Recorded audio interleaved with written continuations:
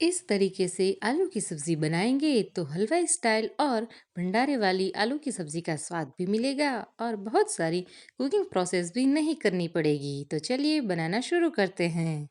तो आज की हमारी मज़ेदार सी आलू की सब्ज़ी बनाने के लिए मैंने यहाँ पे 6 मीडियम साइज़ के आलू ले लिए हैं, जिसे हम सबसे पहले छिलके निकाल देंगे।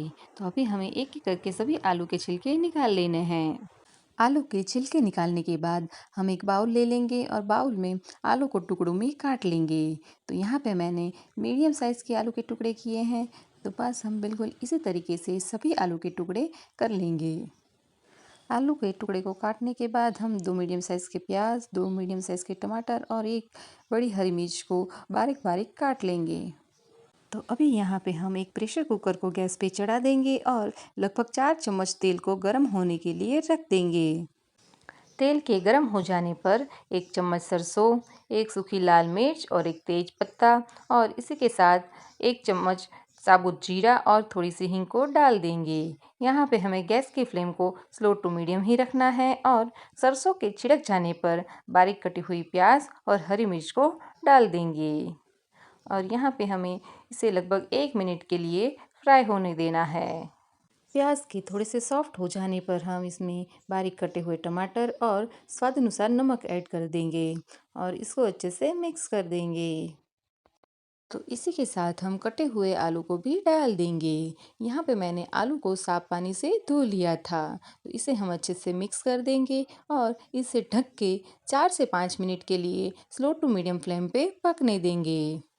तो जब तक हमारे आलू टमाटर प्याज धीमी आंच पे पक रहे हैं, तो तब तक हम हमारे मसालों की एक पेस्ट बना लेंगे। तो इसके लिए मैंने यहाँ पे 8 से 10 लहसुन की कलियों को इस तरीके से पीस लिया था। इसमें आधी चम्मच हल्दी पाउडर, 2 चम्मच धनिया जीरा पाउडर और इसी के साथ 2.5 चम्मच लाल मिर्ची का पाउडर डाल देंगे और इसी के साथ हम लगभग 2 से 3 चम्मच पानी डाल के इसको अच्छे से मिक्स कर देंगे और एक गाढ़ी सी पेस्ट को बना लेंगे।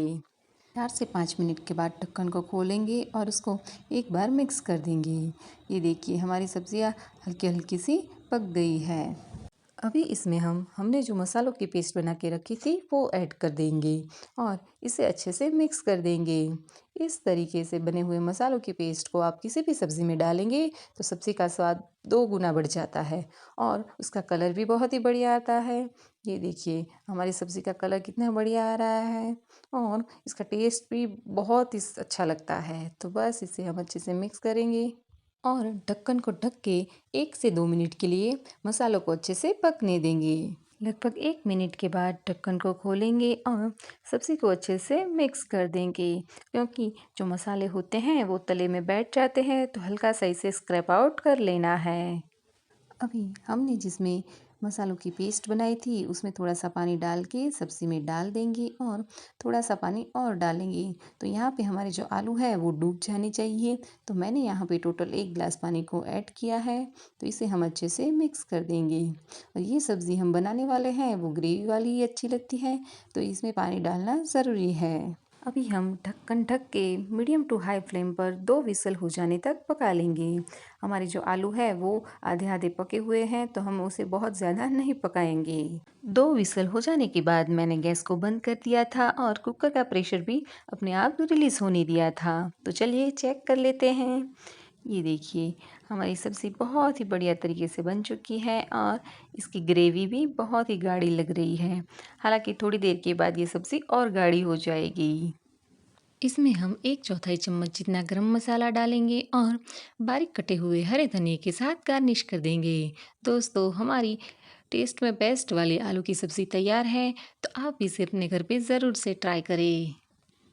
तो चलिए हम इस मज़ेदार सी सब्ज़ी को सर्व कर देते हैं।